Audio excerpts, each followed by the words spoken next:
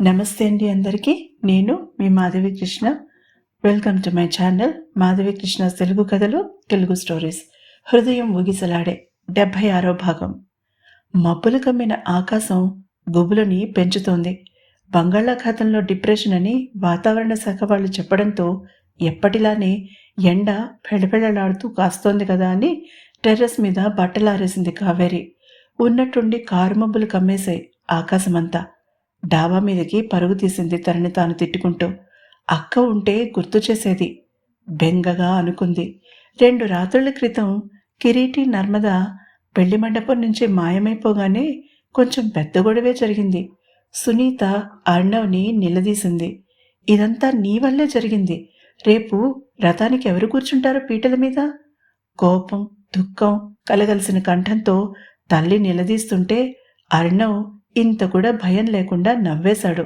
నువ్వు డాడ్ కూర్చుంటారు అని జవాబిచ్చాడు. పైగా ఆ మాటకి తన కాబోయే అత్తగారు శివతాండవం చేయడం మొదలుపెట్టేసరికి బిక్కచచ్చిపోయింది కావేరి. కళ్ళల్లో నుంచి నీళ్ళొక్కటే తక్కువ. నిజమే అర్ణవ్ చెప్పింది. మనిద్దరం వ్రతం చేసుకుని చాలా కాలమైంది కదా అన్నారు నవ్వుతూ జనార్దన్. చుట్టాలందరూ మమ్మల్ని చూడడానికి వస్తారా, కొత్త కోడలను చూడడానికి వస్తారా? కోపంగా అడిగింది కొడుకుని.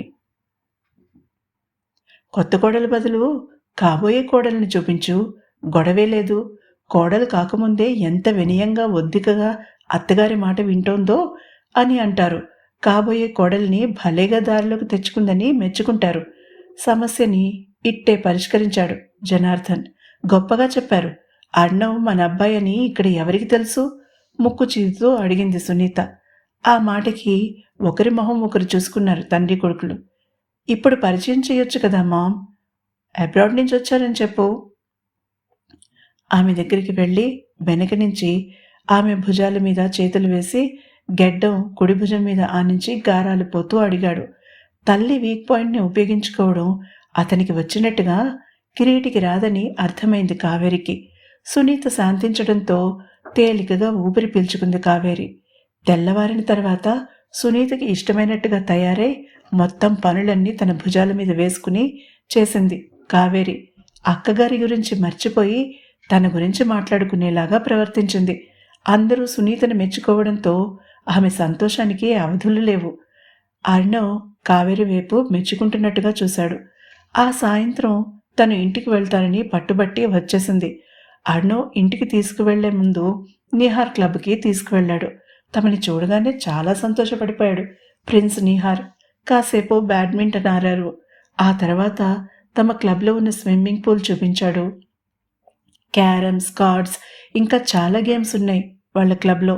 బార్ అండ్ రెస్టారెంట్ కూడా పై ఫ్లోర్లో ఉన్నట్టుగా చెప్పాడు నిహార్. తనకి అలవాటు లేదని నిర్మోహమాటంగా చెప్పేశాడు అర్ణవ్. అక్కడి నుంచి వచ్చేసరికి రాత్రి 10 గంటలైంది.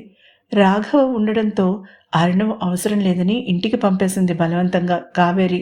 వారం రోజుల్లో పెళ్లి పెట్టుకుని పిచ్చి వేషాలేస్తే కాబోయే అత్తగారు ఎక్కడ కోప్పడుతుందో అని భయపడింది కావేరి. కానీ రాఘవ్ని రిలీవ్ చేసి అర్ణవ్ బయట గార్డెన్లో కాపలాగా ఉన్నాడని, అతన్ని అక్కడ చూసి ఆమె మీద అటాక్ చేయడానికి వచ్చిన వాళ్ళు వెనక్కి తిరిగి వెళ్ళిపోయారని ఆమెకి తెలీదు. తమ పెళ్లి ఏర్పాట్లని ఈవెంట్ మేనేజ్మెంట్కి ఇవ్వడంతో కొంత ఊపిరి తీసుకోవడానికి వీలుగా ఉంది. చిన్నగా నిట్టూర్చి బట్టలన్నీ హ్యాంపర్లో వేసుకుంటూ అనుకుంది కావేరి. ఆకాశం ఉరుముతూ ఉండడంతో రాఘవని లోపలికి వచ్చి కూర్చోమని చెప్పింది. అతను ఫోన్లో ఎవరితోనో మాట్లాడుతున్నాడు. అతనికి ప్రైవసీ ఇవ్వడం కోసం తన బెడ్రూమ్లోకి నడిచి డోర్ వేసుకుంది. ఇంతలో ఆమె ఫోన్ మోగింది. అర్ణవ్ అనుకుని ఫోన్ డిస్ప్లే చూడకుండానే ఆన్సర్ చేసింది. మనుషుల మధ్యలో ఉంటే నిన్నెవడు ఏమీ చెయ్యలేడని అనుకుంటున్నావా? అటు నుంచి సాహిల్ కంఠం వినిపించింది కఠినంగా. అరచేతులు చెమటలు పట్టేశాయి కావేరికి. ఈ నెంబర్ నీకెలా తెలుసు? కోపంగా అడిగింది భయాన్ని పక్కకి నెట్టి. అర్ణవ్ ఇచ్చిన నెంబర్ అది, ఎవరికీ తెలియదన్నాడు. వీడికెలా తెలిసింది? నేను చెప్పేది వినవే ముందు. అంతలా ఆలోచించుకు. మా దారులు మాకున్నాయి.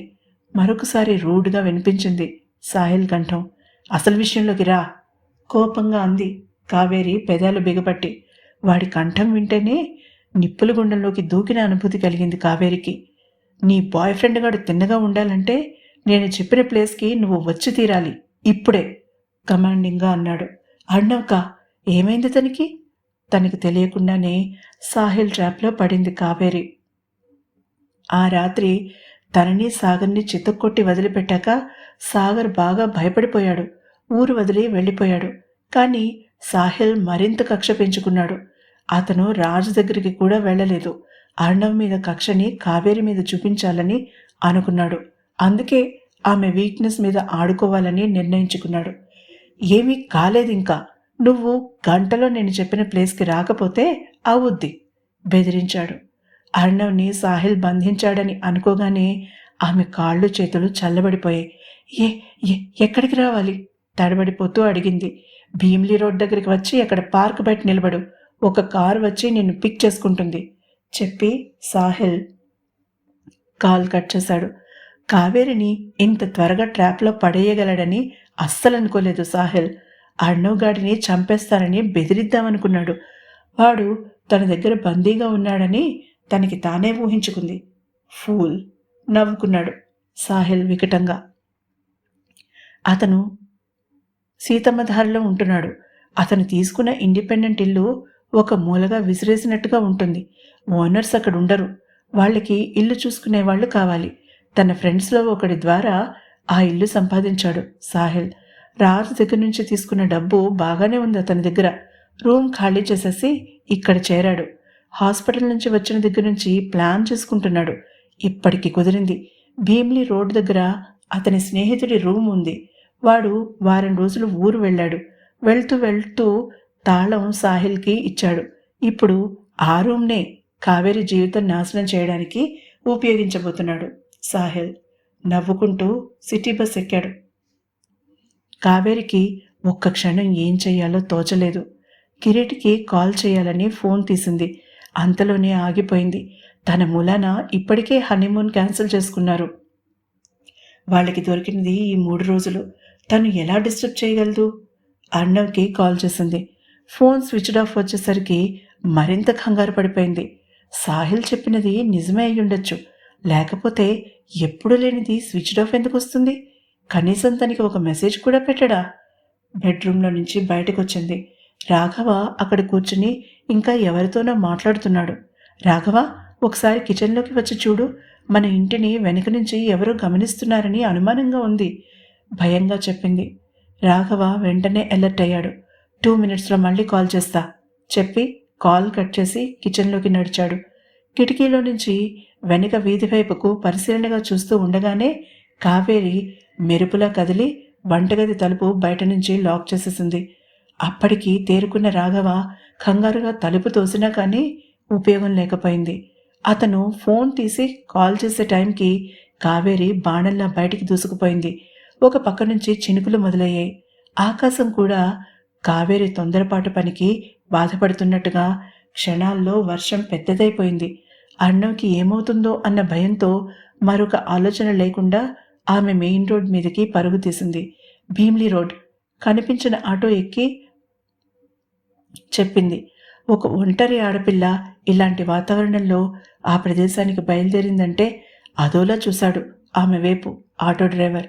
అదేమీ పట్టించుకునే స్థితిలో లేదు కావేరి. ఆమె ఎక్కిన ఆటో టర్న్ తీసుకోవడం, అర్ణవ్ బైక్ ఆ ఇంటి సందులోకి ఎంటర్ అవ్వడం ఒకేసారి జరిగాయి. అతను ఇంట్లో తల్లి దగ్గర కొంతసేపు కూర్చుని నీహార్ దగ్గరికి వెళ్ళి వచ్చేసరికి అతని ఫోన్లో ఛార్జ్ అయిపోయింది. పగలే కాబట్టి అతను పెద్దగా ఆలోచించలేదు. కావేరి ఏదో ఒక పనిలో బిజీగా ఉండి తన గురించి టెన్షన్ పడదలే అనుకున్నాడు. అందులోనూ రాఘవ ఉంటాడు కాబట్టి ఆమె గురించి వర్రీ అవ్వలేదు అతను. ఆ రాత్రి ఎలాగైనా ఆమెని ఒప్పించి రాఘవని రిలీవ్ చేసేయాలనే ఆలోచనలో ఉన్నాడు. రేపు లేదు మర్నాడు కిరీటి వచ్చేశాడంటే ఇక కావేరితో ఒంటరిగా గడపడానికి అస్సలు కుదరదు. చిన్నగా నిట్టూర్చి కావేరి ఇంటి దగ్గరికి రాగానే తీసి ఉన్న గేట్ చూసి కనుబొమ్మలు చిట్లించాడు. ఆ వీధిలో ఉండవలసిన సెక్యూరిటీ గార్డ్స్ ఇద్దరూ లేరు. మరింత అనుమానం అతని మెదడులోకి ప్రవేశించి గుండె ఆగిపోయినంత టెన్షన్ కలిగింది. బైక్ స్టాండ్ కూడా వేయలేదు అతను. అలా వదిలేసి లోపలికి పరుగు తీశాడు. పూర్తిగా లోపలికి వెళ్లకుండానే అతనికి అర్థమైపోయింది something is fish here. Kaveri లోపలికి దూసుకుపోతూనే అరిచాడు. ఎప్పటిలా నవ్వుతున్న కావేరి ఎదురు రాలేదతనికి. గుండె వేగం పెరిగిపోయింది. ఇంతలో కిచెన్ తలుపులు ఎవరో బలంగా బాదడంతో అటు పరుగు తీశాడు. తలుపు తెరవగానే రాఘవ విసురుగా బయటకొచ్చాడు. తడిసి ముద్దగా మారిన అర్ణవ్ని చూసి తెల్లబోయాడు. కావేరి నన్నిక్కడ పెట్టి లాక్ చేసింది. అది కోపమో నిస్సహాయతో ఒక ఆడపిల్ల చేతిలో అంత సులువుగా ఫూల్ చేయబడ్డాడన్న సిగ్గో తెలీదు కానీ రాఘవ మొహం బిగుసుకుపోయింది. అర్ణవ్ అతన్ని ఏమీ అనలేదు. అతను కిరీటిలా కాదు. అర్ణవ్ స్థానంలో కిరీటి ఉండి ఉంటే తన పరిస్థితి ఎలా ఉండేదో ఊహించడానికి కూడా భయం వేసింది రాఘవ్కి. అర్ణవ్ కావేరి బెడ్రూంలోకి అడుగుపెట్టి కొన్ని క్షణాలు స్థానువే నిలబడిపోయాడు. తర్వాత ఏం జరిగిందో తెలుసుకోవాలంటే వచ్చే ఎపిసోడ్ని తప్పకుండా వినండి. ఈ ఎపిసోడ్ కనుక మీకు నచ్చినట్లయితే తప్పకుండా సబ్స్క్రైబ్ చేసుకోండి, లైక్ కొట్టండి.